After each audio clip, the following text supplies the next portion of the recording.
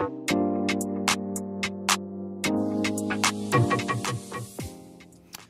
I'm Keith McCullough, and welcome to another Real Conversation with my friend Jim Rickards, the one and only right now. Jim, thanks for spending the time with me today. Very timely and topical day to be talking about everything that we talk about and you've been talking about. We're just chatting back and forth of how hard it is to actually have a timely and topical book that fits the times. You've had many. This one, Aftermath, that we're going to be talking a little bit about today in terms of having, some strategies, and not everybody has to lose all their money all at the same time, obviously, and you've well prepared people for that. So we will talk about that. But Road to Ruin 2016, you're just suggesting that might even be more popular right now due to what you called out as the Ice 9 factor. Maybe we'll start with that. It's kind of this thing that most people want to say that nobody could see coming, but a lot of people evidently still don't know how to deal with it. Well, yeah, I saw it a few years ago, and I took it from Kurt Vonnegut, just to give credit. Kurt Vonnegut wrote a book in the early 60s called Cat's Cradle, dark comedic novel, which I highly recommend. But just briefly, in Cat's Cradle, there's a physicist who came up with an isotope of water in a vial, and had the characteristic of the property that when you poured it into water, the water would freeze, but every molecule would come in contact and it would freeze also. So eventually all the rivers, streams, the oceans, the planet would freeze and life on Earth would come to an end. So it was a doomsday machine. And I took that idea and brought it over to financial markets. And the idea was, in a panic or in a crisis, everyone wants liquidity. Best description of a financial panic I've ever heard is everybody wants their money back. And so what happens is certain venues get under stress, and you close, let's say you close the stock exchange. Well, that doesn't make the demand for liquidity go away. People go and cash in the money market accounts. Then you got to close that. Then people run to the banks, and then you have to close the banks, et cetera. And so it spreads just the way this molecule did, and eventually the entire financial system is locked down, at least temporarily. So I took the Ice 9. I call that Ice 9. What's interesting is, I'm busy on Twitter and social media and various venues, and I see the Ice 9 phenomena, which we just described, being repeated over and over. And I give credit to Kurt Vonnegut, but in the financial sector, it kind of comes from that book, The Road to Ruin, Chapter 1, where I describe it. But it's now become sort of standard issue financial jargon. And for people to say, oh, well, that will never happen. I'm sorry, it has many times. The New York Stock Exchange was closed for 5 months from August to December 1914 at the outbreak of World War I. The banks, FDR closed the banks by executive order in 1933, never said when they would reopen. They did eventually reopen, but they were just closed for 8 days. We've seen, circuit breaker is not quite the same as closing exchange, but it is temporarily. So in 2013, the banks in Cyprus were closed. 2015, the banks in Greece were closed. So this happens on some scale all over the world, and has, and it's the risk in these uncertain times, and what we're trying to do is just warn people about that. Well, I think, and what I've always had a profound respect for in terms of your work and bodies of work now, now you have really the chronicle of books that you've written, and they do include The New Bull Case for Gold. That's another great book. Or Currency War. You've effectively, I think you coined that. If you didn't, then I'll just say that you did. The reality is that all of your work really is grounded in risk management within the context of super long histories and cycles. When you started Aftermath, actually, that's how you started. You started with the Odyssey, I believe, and you try to just pull people back when everybody's pulled forward into this manic media that we've developed. And yeah, you and I participate in it on Twitter, fully loaded, because that's where we should be, on the front lines of it. But really, the historical context is what's missing on Twitter. And I wonder, how you feel about your process today, and if you could go back, if you would change anything at all about that. No, the books, kind of stand on their own, but you're right, the introduction to Aftermath, that's my most recent book. I did use the myth of Scylla and Charybdis, for those who aren't fresh on the Odyssey.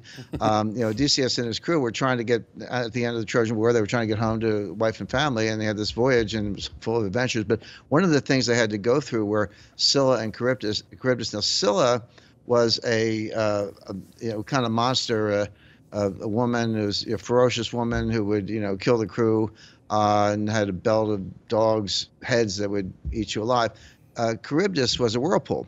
and you had to sail between them. And this was an early study in risk management, because what Odysseus said was, well, if I go close to Scylla, she'll kill some of my crew, but we'll make it through. But if I go to Charybdis, it's all or none, and we're going to get sucked down the whirlpool. So he chose Scylla, and that's another story. But as I say, name your poison. I use that to analogize the situation the Federal Reserve found itself in beginning in 2014. I've said this for years, and it's in the book. But the Fed, what were they trying to do? This is all, water under the bridge. But what they were trying to do after the 2008 crisis, going through QE 1, 2, and 3, they were trying to get interest rates up to around 4%, and they were trying to get their balance sheet down to about a trillion, give or take.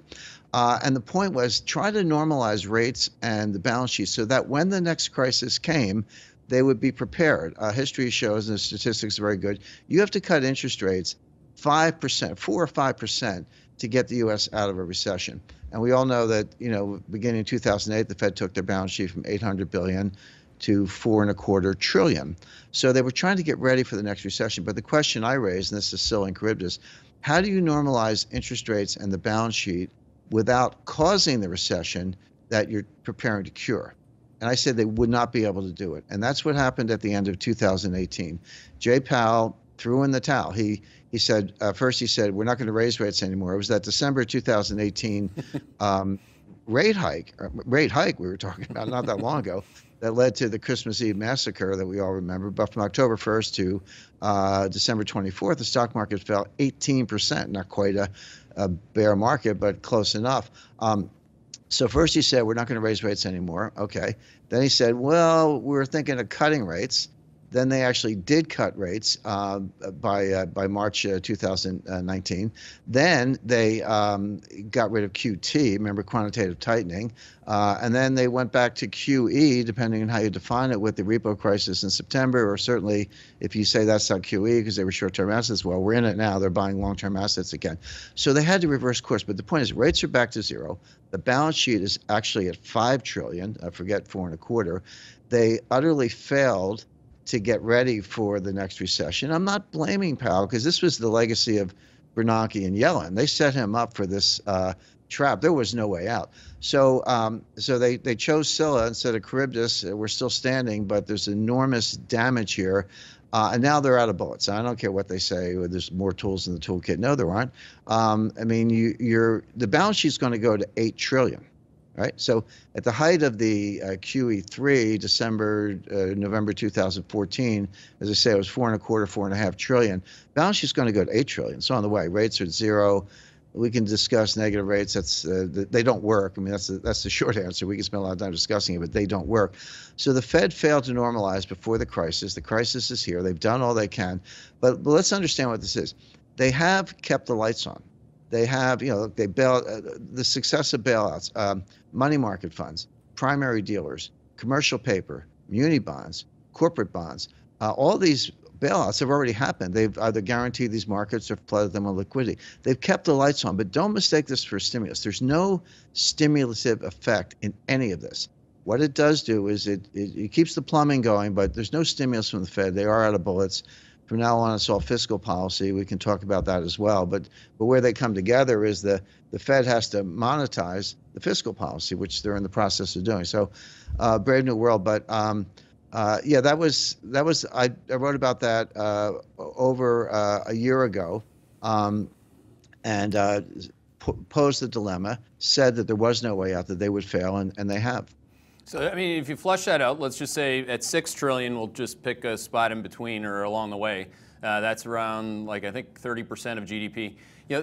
What is the current framework from their perspective that they aren't out of bullets? I mean, as they just continue to increase it, or is your point just quite simply what I think my point's been, which is the Fed's panic's actually perpetuating market volatility, and market volatility is what creates market crashes, not the Fed's panic and saying that I have your back and I can stop this. How do you think about that? Well, unlike the Federal Reserve research staff, which rely on models that bear no relationship to reality, I like to stay in reality. So let's look at reality. So, okay, we got out of the recession in June 2009. We're not in a recession. We're in a depression. We can talk about that. So you had this 11-year expansion. But the average annualized growth for 11 years was 2.2%. Now, of all the post-1980 expansions, the average growth was 3.2%, slightly higher.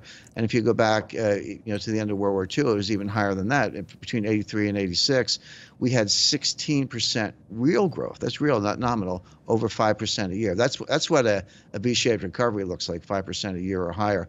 So we had 11 years of 2.2% growth versus a baseline, if you want to call it that, of 3.2%. And for those who say, 1%, what's the big deal? Sorry, the range is kind of, -4 plus 5.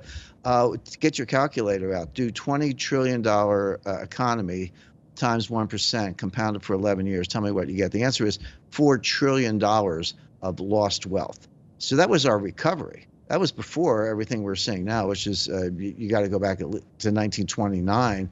Forget 2008. Forget 2000 .com and 1998 long-term capital. 1987 one-day crash, 22%. Forget all that.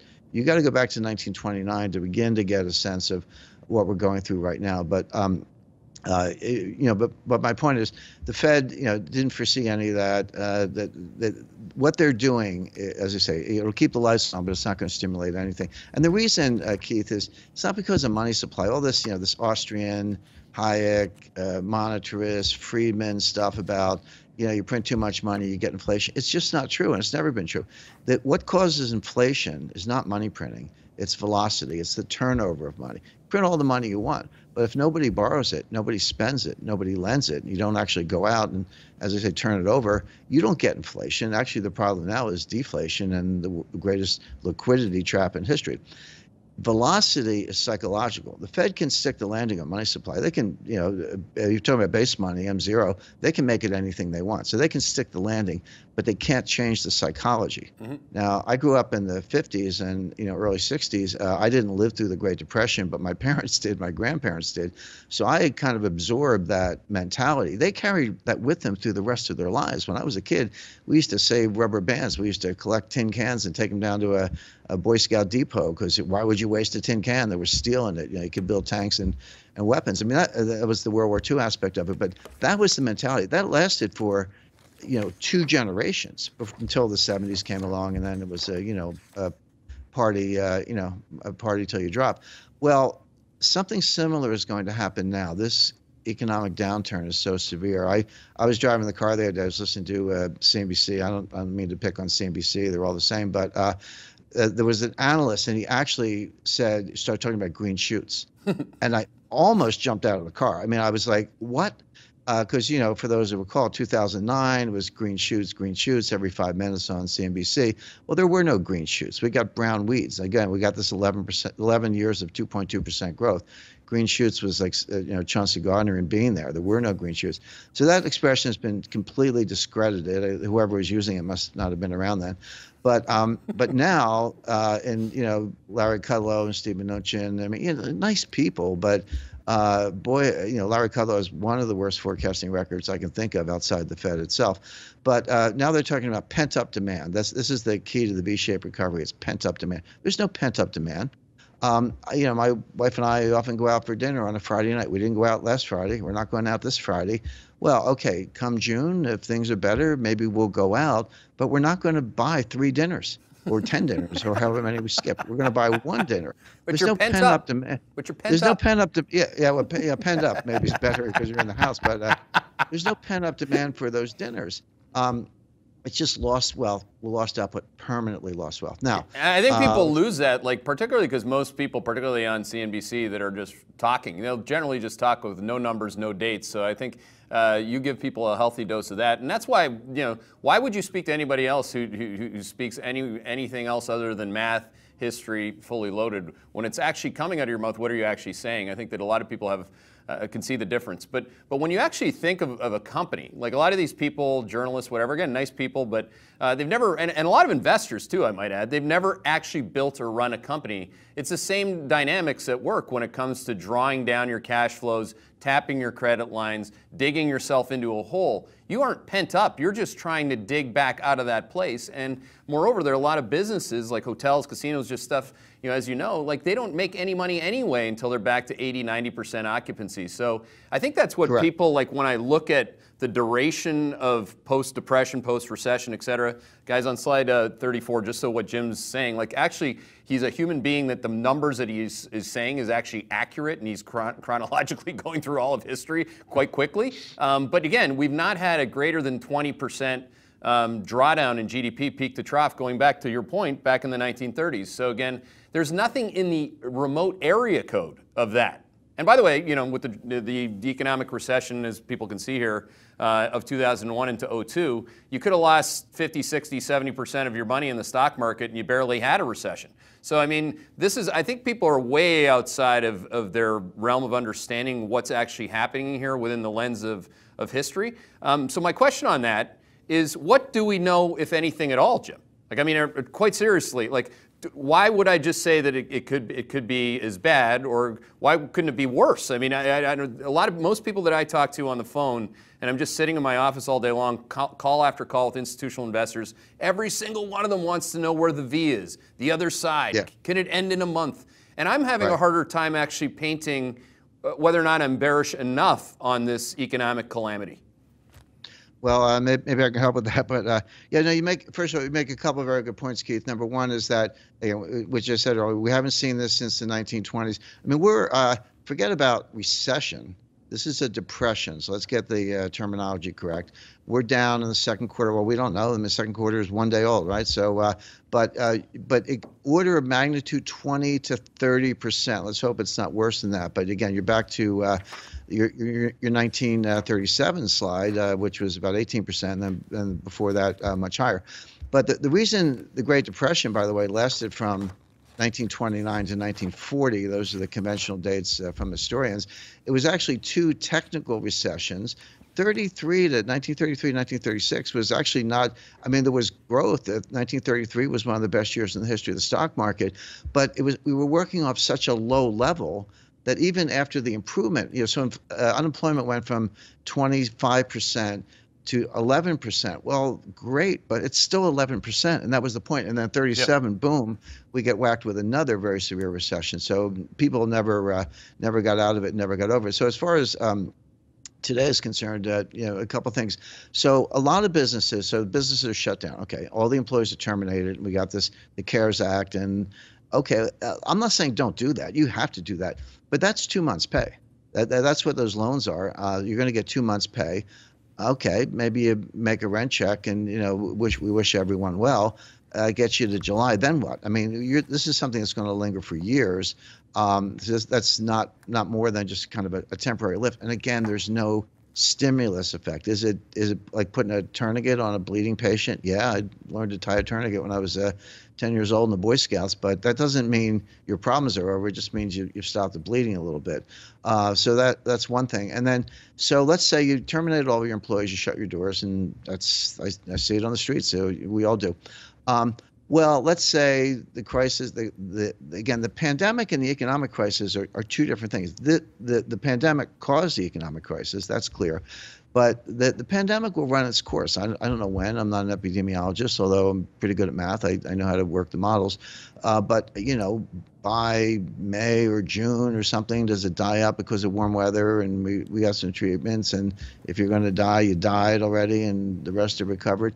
That's what happens in pandemics. But that doesn't mean the economic impact is over. So now you reopen yours. Well, if you laid off 20 employees, are you going to hire back 20 on day one? Right. Probably not. You might hire 10 or 7, say, hey, let's run lean and mean. Let's see if we can get through this. And by the way, loans notwithstanding, a lot of businesses were hanging by a thread anyway, not just small businesses, pizza parlor, dry cleaner, whatever, but some fairly large businesses, some Fortune 500 companies were on the edge. They're not going to come back from this. And so we're going to see bankruptcies. We're going to see defaults. We're going to see high unemployment linger. Some improvement, but not nearly back where we were. This is not sunk in yet. And I try to keep it. I only deal with politics to the extent it affects economics. So, vote for who you want. I'm not here as a political cheerleader, but I'll tell you, the market is struggling to reprice, to discount for the pandemic. They're struggling even harder to discount for the depression because they don't know where the bottom is. One thing the market, I can tell you, is not discounting, but they're going to get a wake-up call, is President Biden. This election has gone from my models, which are highly accurate. They worked, and I predicted Trump in 2016, before the election. But I had Trump at about a 74% probability rising because of the theta and the optionality of a recession to 90% by November. Well, that's out the window because the recession's here or worse. So now it's a toss-up. You got to start over and get new data. Yeah. It's a toss-up. So President Biden, higher taxes, more regulation, Green New Deal, a few other goodies. Market has not discounted for that, and they're going to have to start thinking about it. So we're far from the bottom. The market's trying to discount, and I mean this quite seriously. You know how it works. I mean, literally every day, 6 calls in a row. I have to tell our sales team now 45 minutes max because I'm going to lose my mind by the 5th call. Everyone asks the same question. It's like there's one community of people, which is the majority. They're like, well, because it was so bad, it has to come back so fast. And then you have a minority percentage of the community, by which I can see their returns reflect that. They're the minority, but they actually preserve capital, who think by virtue of it being a pandemic, you're ensuring that you're having the first recession, depression, therefore it's going to be much longer than you think. So you're at a fork in the road, like Yogi Bear would say, and you got to take the fork. But literally, I'm just using my own experience, and it's not a qualitative number. I'm saying there's probably a third of investors who are positioning for this appropriately, and on every bounce you lose some of them because they're almost forced to believe, and that's the bigger thing. I struggle with it, Jim. I truly do. I need you as my shrink right now. Like, what the hell am I supposed to say to them without pissing them off further in terms of answering the question if they want my answer? Well, I'd say a couple of things. And in my predictive analytic techniques, which obviously do have a very good track record, it's a lot of what I learned in 10 years at the CIA. Because what do you do in the intelligence community? I always say, if you have all the data, a smart high school kid can solve the problem.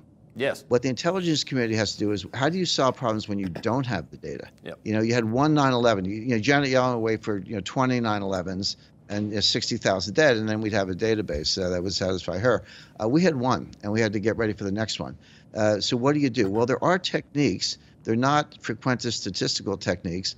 You actually use Bayes' theorem, which is based on incomplete information. So you start with a guess, and you're honest with yourself. It's a guess. It's as smart a guess as you can make it, but it's a guess. But what you do, you update the guess based on posterior information, new information. That's what the Janet Yellen type statisticians hate, because like, oh no, give me more data. It's like, I'm sorry, we don't have it. Let's as to paraphrase Don Rumsfeld, let's go to war with the data we have.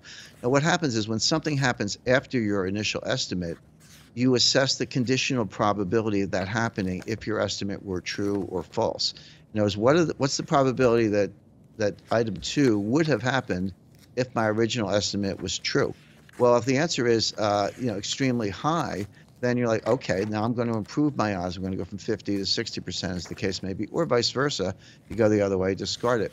So you update with the information you get, recognizing that none of this is perfect, but it is a very powerful discipline technique. So and then let's not underestimate. In fact, this may be front and center, is the psychological aspects of this, and behavioral psychology is. The smart people have read Daniel Kahneman, and the popular version is Michael Lewis or whatever, and Larry Summers talks about it. But it has not been incorporated into mainstream economic models. Right. People know about it. But so when you combine those two, and a little history for good measure, what you get is an asymmetry. Just because in fact, this is not only worse than the Great Depression, it's much faster. The statistics we looked at for the Great Depression played out over 3 to 4 years. Yep. This happened over 3 to 4 weeks. And so we've never seen anything like it before. You probably have to go back to the Middle Ages for something comparable to this. And again, the psychological boundary is enormous. So you have a swift, rapid decline. That does not mean, there's no logic behind saying you get a swift, rapid recovery. You're much likely to chug along the bottom for a long time. Little by little, you'll make your way higher, but things will never be the same. That's get rid of the denial, get rid of the happy talk. understand it exactly as I described it, and you'll be much better prepared. But I mean, I think well, not only has green shoes been discredited, but buy the dips hopefully has been discredited also. But no, I see the same thing, Keith, in my message traffic, and I have consulting clients who haven't called in 4 years. All of a sudden, they got to talk to me, yesterday, Yeah. which is fine. I like you, I take those calls, but they're so afraid of missing the bottom. Oh, gee, is this it? Is it over? Can I jump back in? It's a good way to lose money.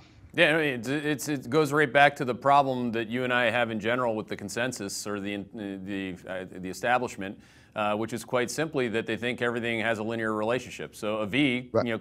quite obviously, you go down one way and you go up the other way, and it should be linear. It should be symmetrical, Right. which in real life is total bullshit. I mean, just a couple slides to show that, like the front end of this, and by the way.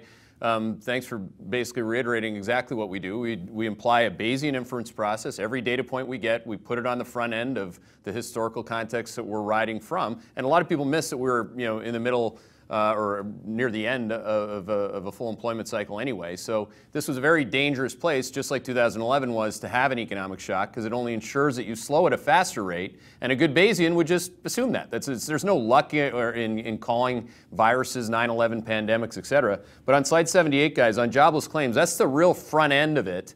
When you have a 100% probability of being in a recession, and in this case, some version of a depression, when you're past your full employment cycle peak. But when you take that data point from last week, Jim, and we're going to get the next one tomorrow, they're every Thursday, no matter where you're going to go, you're going to get a nonlinear reality in your model. And the reality is people don't have models for this. Slide 81, where I'm just showing you jobless claims against consumption growth. I mean, it's not even on the page. Not even on the page. I mean, so there's nonlinearity, right, and then there's that. I mean, so to me, that scares the shit out of me. I mean, as a human being, as a stock market bear or a late cycle credit bear, you could have done that every single time at the end of the cycle and made money and done well for yourself individually. But for the sake of humanity, to have people rub this off as a V bottom, it's beyond ridiculous. It's actually reckless. I don't know how you'd classify doctors if they had this kind of malpractice in terms of their opinions, but it's crazy. I think it's crazy. Right. Yeah, and you guys, Hedgeye has a rigorous model with your quad 4 scenario, quads 1, 2, 3, 4, and I follow that closely. I have rigorous models with what I talked about, Bayesian statistics, behavioral economics, and history and other inputs into that. So our model's different, but the point is they're rigorous and they correspond to reality. And interestingly, they've produced the same result. Unlike, I mean, can we stop talking about the Phillips curve for a change? The inverse relationship between unemployment. We're going to get very high unemployment and probably deflation, not just disinflation, but deflation. But we had very low unemployment for 10 years with disinflation, with no inflation. So there is no correlation there. These two things are separate for separate reasons. So you just have to throw away these junk models. The Keynesian multiplier is dead. And I don't just make statements like that for dramatic effect. There are models behind it, and here I'm referring to Rogoff and Reinhardt, Ken Rogoff and Carmen Reinhardt. They're both at Harvard now. Carmen was at the University of Maryland for a long time, but they had that book. This time is different. That's 12 years old, but they've had a series of papers, and they look at the impact of debt to GDP ratios. Yep. And they've looked at it for across centuries. Developed economies, developing economies, everything in between, selected for geography, for state of development, et cetera. And what's amazing is they got the same results every time. In other words, it didn't matter how you sliced it, the same phenomena appeared, which is that once the debt to GDP ratio goes past 90%, your Keynesian multiplier goes below 1. Mm-hmm. So the Keynesian multiplier says, government, you're in a liquidity trap, et cetera, certain conditions apply. You borrow $1, you spend $1, and you get $1.20 of GDP. And that's because, the person you spend it on hires more people, and they go, et cetera, et cetera. So that's called velocity, or the turnover of money. Well, Keynes called this his general theory of employment and money and interest rates. But it turns out it's not a general theory. It was a little bit of Einstein envy there on his part. It's a special theory, which means it applies in certain conditions. Well, what are the conditions? One is you're in a recession or just coming out of one. You have a lot of excess capacity. You have a low debt to GDP ratio, and you have a liquidity trap. And then government spending can substitute for private spending and increase aggregate demand. There's a little bit of a multiplier. It could actually be a timing difference, but it works in those conditions. None of those conditions apply. We weren't in a recession until last month. We were in an 11-year expansion. The debt to GDP ratio was not low. It was a record high other than the end of World War II. We did not have a lot of excess capacity. Unemployment was the lowest in 50 years. So none of the conditions applied. Well, now you got this $2.2 trillion spending bill that the Congress just passed. That's the fiscal stimulus, but it's a spending bill that spends, but there's no stimulus there for the reason I'm about to explain. So throw $2.2 trillion of debt on top of a $1 trillion baseline deficit for fiscal 2020. So all of a sudden you're at $3.2 trillion. But buried in $2.2 trillion was $425 billion for the Treasury to invest in the Fed. And I've said all along, people are like, well, it's okay because the Fed's guaranteed the money market. They've guaranteed commercial paper. They've guaranteed the primary dealers, et cetera. And I said, who's guaranteeing the Fed?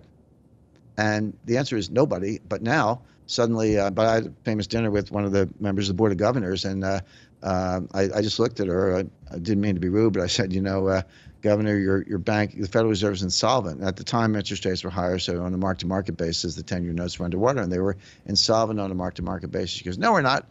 I said, no one's done that. I said, well, math. And I said, well, I have, and I think others have, and you're insolvent. She harumphed and said, well, maybe we are, but central banks don't need capital. That's exactly. That's what she said. Central banks don't need capital. I said, well, try telling that to the American people. But apparently they do need capital because they got $425 billion from the Treasury. But here's the point.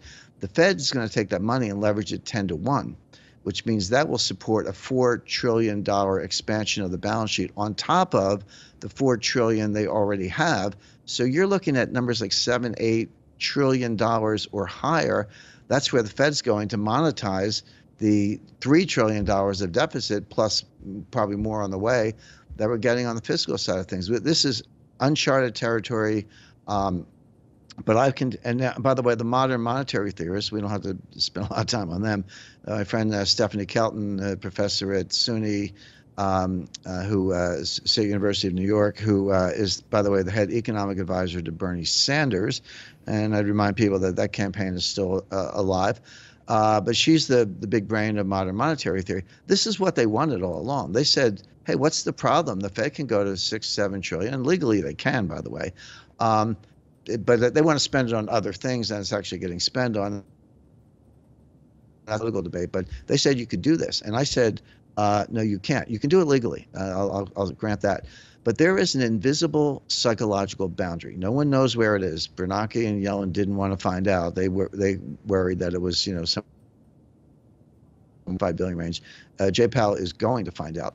But there's a point at which you don't need a PhD. You're an everyday American. You say, you know what? I don't know what's going on here, but I'm out of here. I've lost confidence in the dollar. This can't end well. Get me real estate, get me gold, get me natural resources. I'll take whatever, but get me out of the dollar. And that's where you can go from deflation to inflation very quickly. Yeah. My forecast right now is deflation, just to be clear about that. Mm-hmm. But that doesn't mean inflation is dead forever. You got the dry wood, which is the base money. But all you need is that velocity match. That's the match that turns it into a conflagration. That could be coming sooner than people expect. Well, I mean, by definition, you talk about the wrong side of the V and a non-linear relationship on the other side. All you need are for markets to crash at a faster rate. I mean, if you take oil to $5, that's one hell of a deflation, and then you can reflate from there. So, I mean, a lot of this has to do with like the semantics. Reflation's possible from very dire levels. So I think I fit on the same side of that view as you. Just by the way, on the just to wrap up, and then we'll get into some of the questions. because people are obviously going to ask, in all the different ways that you've suggested they preserve wealth. Can you walk through why you think, like, the last time the Fed looked like they were pushing on a string or just being ineffective and fully loaded with the bazooka and Hank the market tank, et cetera, even Buffett was in there in October of '08, it just didn't work, Gold Right. did have a tough time, and interest rates stopped going down from March to October of '08. Can you just walk people through how that can happen after gold has already gone up a lot? And by the way, if you think it could happen again, a correction. Right. Well, people talk about the price of gold, and I think of gold by weight. So, Yeah. give me an ounce of gold, stick it in a drawer, come back in a year. Guess what? It's still an ounce of gold. It hasn't reproduced. But of course, the dollar price can change. So basically there are multiple drivers, but basically the dollar price of gold is the inverse or measure of your confidence in the dollar. So a higher dollar price of gold means people are losing confidence in the dollar. A lower dollar price of gold means people are gaining confidence in the dollar. So everyone looks at, I know foreign exchange traders, of course, so they look at the dollar, the euro dollar cross rate, or the dollar yen cross rate, or the, Australian dollar, Canadian dollar. If you're a trader, fine. If you're in the export-import business, pay attention. But those are kind of meaningless. And the reason they're meaningless is that you're measuring paper versus paper. There is no objective yardstick. There is no exogenous metric to measure all of the currencies against the metric. They're just being measured against each other. Right. And so that's the purpose gold serves. And so we're heading for another currency war, by the way. I mean, right now the dollar is strong, probably make it a little stronger. It's going to get a lot weaker by the fourth quarter, and I'll tell you why. Because if the U.S. economy is outperforming, we don't mind a strong dollar. It's kind of a gift to the rest of the world. We say, hey, you can cheapen your currencies, promote your exports, import a little inflation if you need it, whatever. We're strong enough to bear that. We'll carry that weight on our shoulders because it's good for us to have trading partners. But there comes a time when the U.S. economy is so weak, we take a different view. We say, you know what? We're the biggest economy in the world. If we go down, we're taking the world with us, and we can't go down. So now the time has come for a weaker dollar. And this last happened in 2010, 2011. That's when I wrote Currency Wars. The all-time low for the dollar, the all-time low was August 2011. Mm-hmm. And guess what? It was the all-time high for gold. Gold hit $1,900 an ounce the same time the dollar hit an all-time low. And I use the Fed's broad trade-weighted index. To me, that's the best index for this purpose. Now, as far as gold is concerned, it has bull and bear markets measured in dollars, just like any other asset class. If you want to, privilege the dollar as your numeraire. So the first bull market was 1971 to 1980. 9 years, it went up over 2,000%. The second bull market was 1999 to 2011. Gold went up about 700% over those 12 years. That's what a bull market looks like. Now, we had two bear markets, okay? 1980 to 1999, that was a long haul, and gold went down 75%. 2011 to 2015, gold went down 50%. But the new bull market started, I can date it, December 16th, 2015. You like timestamps, Keith, and so do I. Check the chart. December 16th, 2015, gold was $1,050 an ounce. And I had a conversation with Jim Rogers, which I always remember, and we all know who Jim Rogers is, greatest commodities trader of all time. And this was before the bottom. We were in the Dominican Republic, and he said, Jim, because we're both bullish on gold, and we both see it much, much higher. I mean, my latest forecast has it at $16,000 an ounce in the next 4 years. But Jim said to me, nothing goes to the moon without a 50% retracement. And this is talking about commodities. He said, that's just the way it is. And I kind of internalized that and thought about, well, guess what? We had the 50% retracement. If you use the 1999 base of 250, if that's your base, you go up to 1900. So that's a 1650 gain. Take 50% of that. That's down 825.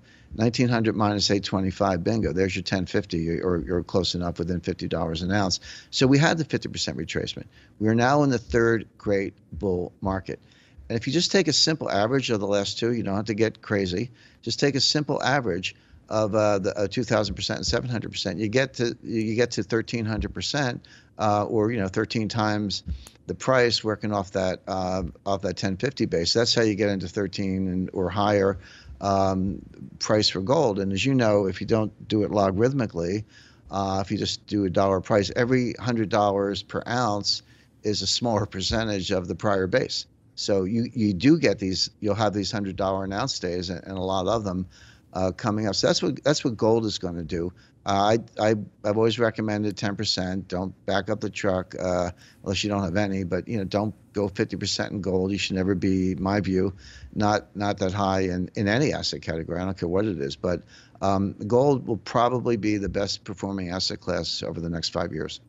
And also, just so that we get people, because people lose their shit, Jim, when I don't obviously clarify between the difference between paper and physical gold. Obviously, we know what that is. And thank you for, again, the paper needs to be redefined depending on what currency we're using the calculation on. But, right. But on physical, there's a lot of questions on this, and that's what I want to get to next, or your questions. If you have questions, pop them in the queue. The other people will vote on whether or not your question's a good question or not. But there will be a lot of different permutations of this question, Jim, which is, what are you seeing right now in the physical gold market or physical precious metals overall? Well, unlike a lot of Wall Street analysts, I actually go in gold mines. I've been to quite a few open pit, underground. I talk to gold dealers, people well regarded, well established in the physical business. And one guy, very good friend I've been in touch with for years, and he's in the elite, so he gets his phone calls returned in these situations. He called me up and he said, Jim, I just want to tell you what's going on. And he said, you can't get it. And here's the point. So you recommend $1,100 an ounce, $1,200 an ounce, $1,300 an ounce, $1,400 an ounce. Everybody yawns, nobody wants it. And what I said was, what are you waiting for? Because when you really want the gold, when you wake up and say, I got to get some gold, you're not going to be able to get it. The time to buy it is when it's available. So here we are, $1,600 an ounce, give or take. And the dealers don't have it. So the Royal Canadian Mint was closed. The Swiss refiners can't ship the gold to the United States because of travel restrictions. One of the biggest gold warehouses in the world is, we all know about the Fed, but actually it's the Brinks Secure Warehouse at JFK. They were working on half shifts because of the coronavirus. There's another Brinks facility, comparable size in Salt Lake City. Guess what? They had an earthquake. They had to shut it down to assess the damage from the earthquake. This is Murphy's Law, of course. If I ever catch up to Murphy, he's in trouble. But so the supply chain was breaking down, quite apart from excess demand. And so now, if your dealer's friendly and knows you and has a little inventory, fine, you might get a little bit of a delivery. By the way, the other thing that people don't realize is that you cannot sell physical gold more than 28 days forward, or forward delivery, because if you do, you are now a futures contract as defined by the Commodity Exchange Act, and it's illegal to deliver more than 28 days ahead unless you're on a futures exchange. But that's how long it's taking. The U.S. Mint is back ordered for the rest of the year. So they are producing gold, but don't try putting an order in because they won't fill it because, as I said, they're back ordered. Their output for the rest of the year is spoken for. I've spoken to Swiss refiners, same thing. Like, we might make a little more gold, but it's all sold in advance. Mm-hmm. So we're at the point now where we actually there's a lot of difficulty getting it, and that's the unfortunate flip side of people taking too much for granted. But as I said to anyone who will listen and people read my books, I said, what are you waiting for? Get it when you can. Yeah. And if you can't get the physical, I mean, the paper is not exactly a terrible option. I mean, it does reflect the underlying, not the fervent demand for the physical, as you're pointing out right now. But sorry, just quickly, with a lot of risk, and you buy an ETF, gold ETF, okay, it tracks the price, gives you price exposure, but that's not gold. That's a share in a trust that's traded on the New York Stock Exchange, and they can suspend trading or redemption, or not redemption because you can't redeem it, but right. They can suspend trading at any time or close the exchange. Yeah, it's just like people saying, well, I own a piece of this company because I own a share of their stock. No, not really. I mean, you own a share. You own a share. Yeah. Okay. So the first question, the one that has the most upvotes, and if you don't mind, I'm going to take a crack at this. I want to see if you agree. The question is, can you guys give us thoughts on whether inflation? This is like the question that everybody wants it to be all in or all out, and I think our answers are similar to this. Let's see. Can you guys give your thoughts on whether or not inflation or deflation will prevail and across a broader timeline? Now, so to me, Jim, and tell me if you agree or disagree with this. I actually think this is going to happen similarly. It's never quite the same way, but similarly to post-financial crisis and recession of 08, 09, where you go from deflation, you make a ton of money on being positioned for deflation, to the inflation off those lows. So that's why, by 2011, to your point, gold, commodities, CRB index are at all-time highs. The dollar is at a 40-year low. That's how I see this playing out. You have to have your financial crisis and recession, or however you're calling it, a depression first, and then we can have that other side of it. Do you agree with that? Yes and no. Let me be specific. I like to say that a lot of smart people out there, they're not uneducated. They have all the diplomas on the wall, but they're miseducated, which means they've been taught a lot of stuff that's just not true.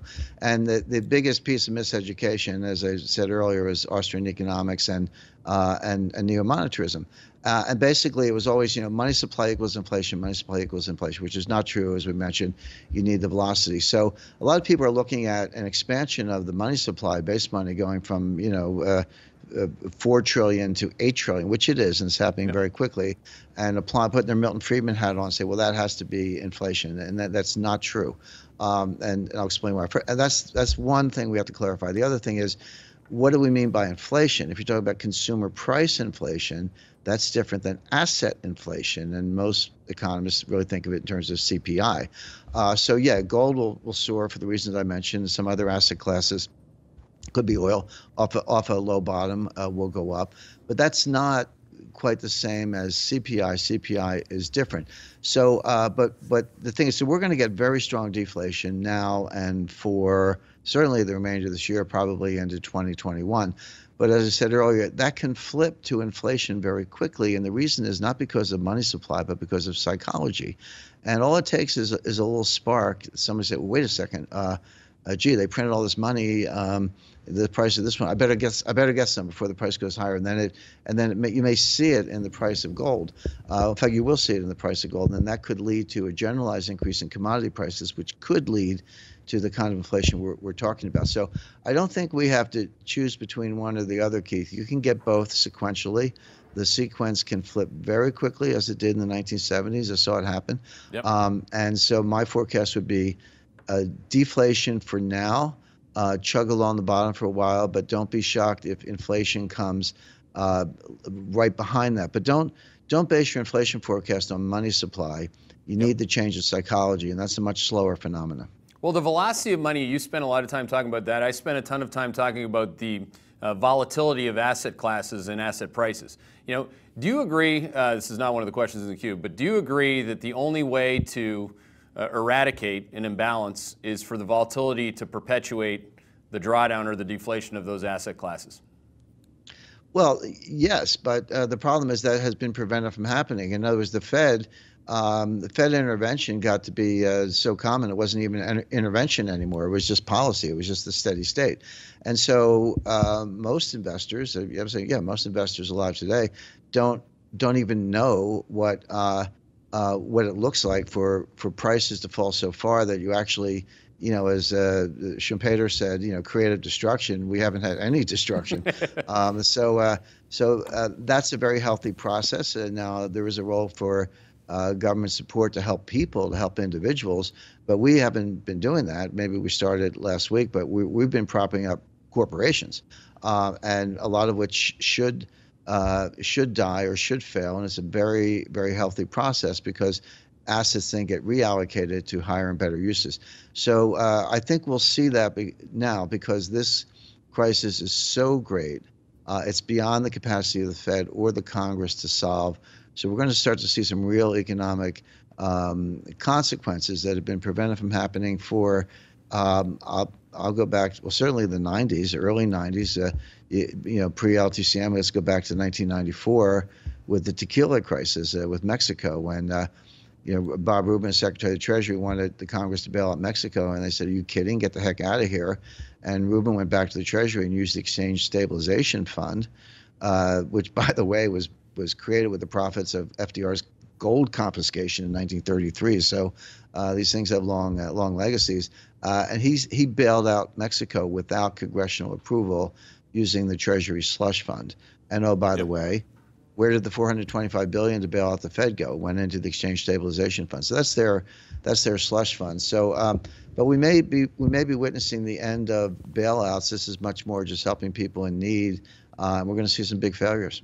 Yeah, like you said, I mean, I think it's just north of $3,000 per family of four or something like that. That's only going to last a certain period of time. This question, Right. there are a lot of questions on the currency war, and I'm always interested in how you see all the players at the table right now. Obviously, we have MBS in Saudi Arabia, Putin. We have a lot of different players versus the prior currency wars that you've traded through and risk managed through. How do you see this one playing out, and what's the end game? Yeah, my best information is that MBS is being taken to the woodshed in a serious way, meaning either you turn off the spigot, or turn down the spigot, get the price of gold up, or you might be looking for another job.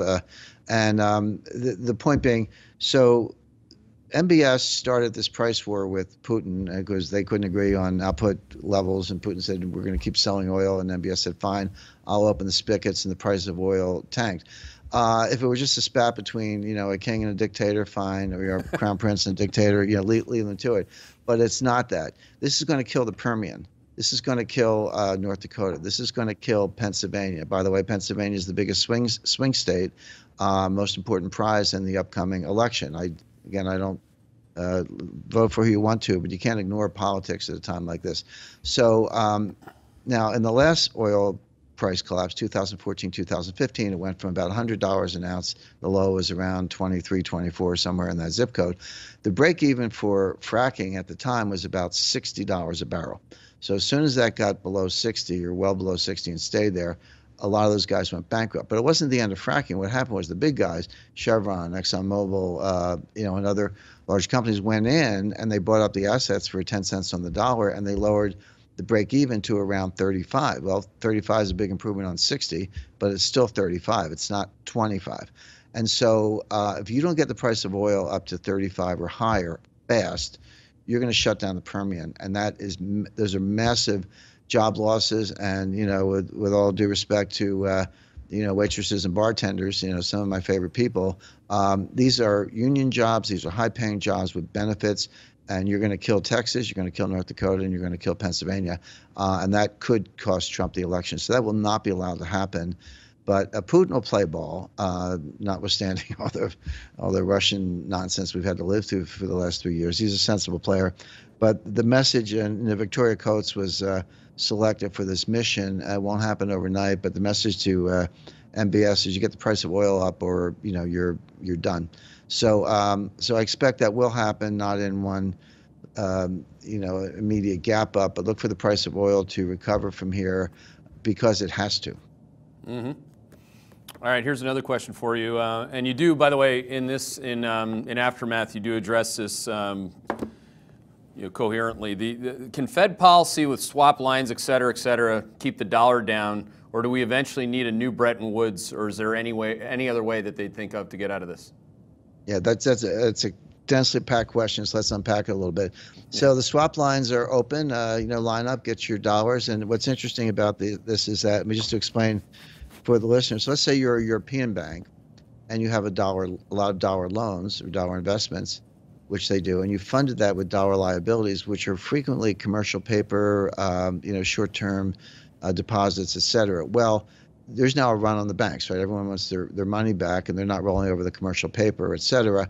And so, like any bank, you turn to your central bank for dollars, but the ECB does not print dollars, it prints euros. So how does the ECB get the dollars to bail out its own banks? The answer is the Fed prints up a bunch of dollars, the ECB prints up a bunch of euros, they swap them, the Fed gets the euros, and the ECB gets the dollars, and then they hand them out to the banks. That's how they keep the whole thing going. Well, a couple of things about this. Number one, this is not regulated. They can do as much as they want. Number two, it's off balance sheet, non-transparent. It's a little more transparent than it was in 2009, but not much. So we don't actually know the full extent of this. We do know that the list of banks getting these swaps has greatly expanded. So it's not our buddies at Madame Lagarde and the head of the Bank of Japan, Kuroda-san. I mean, this is now to a very long list of central banks. The interesting case to me is China. That's the third rail of this whole thing. They need the dollars as much as anyone, but they're also an enemy in terms of running concentration camps and letting this virus leak, et cetera. So do they get a dollar swap with the Fed? Well, I'm not aware of one right now. If they're doing it, it's pretty closely held. I don't think there is one in place, but if they need that kind of bailout, can they get it? And will that cause a congressional uproar? My estimate is yes, it will, and so they won't get it. So China's a big wild card in this whole thing. But the swaps are underway. But then again, what good will it do? Is this keeping the lights on? Yes. Is it providing liquidity? Yes. Is it stimulative? No, because all you're doing is stopping the bleeding. You're not the patient isn't healthy, running around the track. Yep. People, by the way, and thank you for all the questions in the queue. People evidently, Jim, have read a lot of your books because we're going through a lot of different things you've written about. One on the currency wars. This is back from the points you make there. Do you see the IMF stepping in soon with their own bazooka, just like the Fed did, Jim?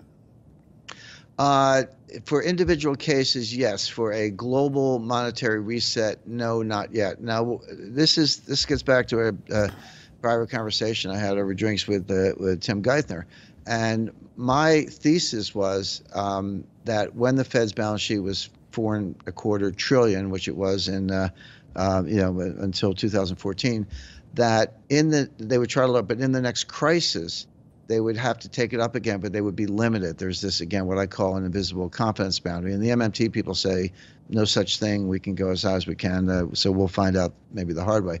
But so I began to ask myself, well, okay, if the Fed's out of bullets, if the Fed and the other central banks cannot reliquefy the world, who has a clean balance sheet?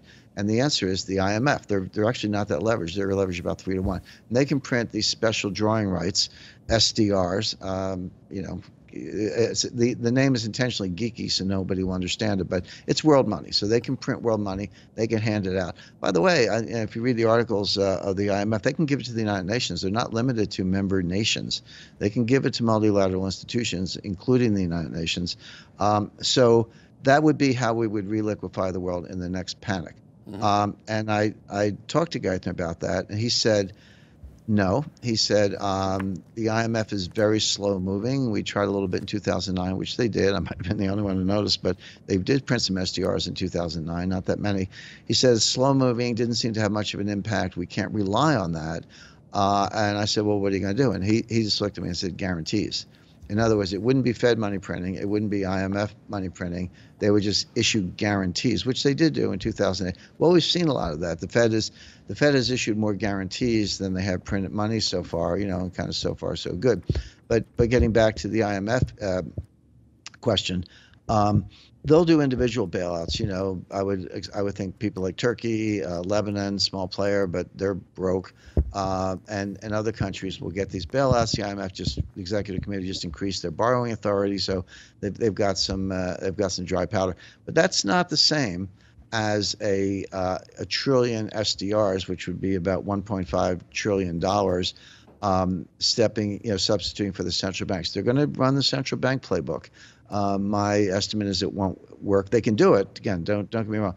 When I say these things don't work, it doesn't mean they're not going to be tried. They are going to be tried. They are being implemented as we speak, but they're not going to work to solve the problem. So you get to a point where people do lose confidence in the dollar. And by the way, it's not like the dollar is going to get weak and everything else is going to be fine. If you lose confidence in the dollar, you're not running to yen or yuan or euros. You're out of everything. You're into gold. That's where gold is your metric. But so the real problem is deflation, because deflation increases the real value of debt. And cash is a very good performing asset in deflation because your dollar is worth more every day. How do you get out of it? I can solve a deflationary problem in 15 minutes. You go into the Fed boardroom, close the door, take a vote, come out, say, my fellow Americans, as of now, the price of gold is $5,000 an ounce. And we're going to back that up with the printing press in Fort Knox. So if you think that's cheap, sell us your gold, we'll buy it, and of course they'll print the dollar, so it's like an open market operation. And if you think that's, I'm sorry, if you think that's rich, sell us the gold and we'll buy it. And if you think it's cheap, come and get it, we'll sell you some gold. In other words, if you use physical gold and the printing press to conduct really what is just an open market operation, no different than what they do in notes, and you peg a price and you stick to it, then the price of gold is $5,000 an ounce. Now, the point of that is not to enrich gold holders. They don't care about them. The idea is to get the price of everything else to go up, right, because nothing happens in isolation. This has been done twice, once intentionally, once by accident. It was done by FDR in 1933 intentionally. The reason gold went up 75% during deflation was they were trying to break the back of deflation, and it worked. Because what FDR wanted, he didn't want to, he took all the gold first so he could make the profits, which he did, but corn, wheat, steel, copper, everything else went up, and it worked. The economy started to grow in 1933. The guy who did it by accident was Richard Nixon. Now, he suspended gold redemptions in 1971, as we know. He wasn't trying to get inflation, but boy, did he get it. I mean, by 1980, it was 15%. I remember my first home loan, I borrowed money to buy a condo at 13%. My mother cried because I think her first mortgage was like 2%. But I said, Mom, yeah, it's 13%, but inflation is 15%. So my pre-tax rate is -2, and it's tax deductible, so it's really -7. I don't know whether my mother followed that logic, but the point is my after-tax cost of funds was -7. That's cheap money. So that 13% money was cheaper than 2% money once you factor in inflation. And if you need that, you can get it, but you got to raise the price of gold. Yeah, that's a great, I mean, I think that's said by nobody, by the way, so thanks for giving people that, because some of the questions in the queue, and fortunately we've run out of time. I think I could speak to you all day, and people could certainly listen to you all day, so thanks for making so much time. You've been very gracious with that. But a lot of people really want to, like, the questions are like, so Jim, if you were the head of the Fed, how would you change things? And I mean, and you've had these answers consistently over time, and I think the one thing, and amidst all the other questions, because another question, Jim, people are really, that you could see people are quite anxious about their assets and the confiscation of their wealth and what they should hold. And obviously this book that you've written is solely directed to ideas around that topic. But the number one thing that people need right now that they may have not had until they listen to you if it's their first time is an education.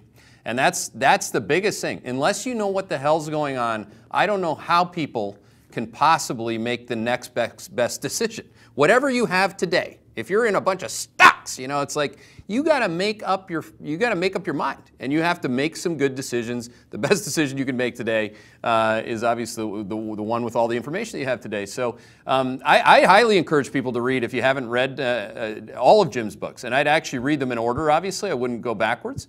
You're going to have one hell of an education. It might take you a little bit of time, but there's a lot of time that you waste watching things in the financial media that are of absolutely no value to you at all. As we know now, Jim, time is precious, life is precious, and we only have so much of that. So thanks. I always thank you for this, but I want to thank you especially this time for providing an alternative education, one that's actually based on a lot of truth, so that people can prepare themselves for this. So thank you very much.